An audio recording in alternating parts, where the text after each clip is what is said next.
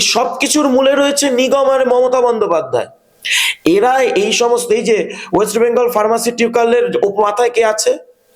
কে আছে? কাকে বসিয়ে রাখা হয়েছে?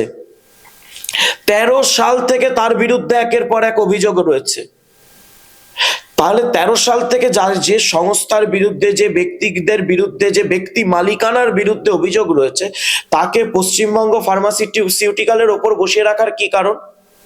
আমি তো আবার বলছি, এর পেছনে একটা রাজনৈতিক এবং আর্থিক বড় একটা লেনদেনের খেলা রয়েছে।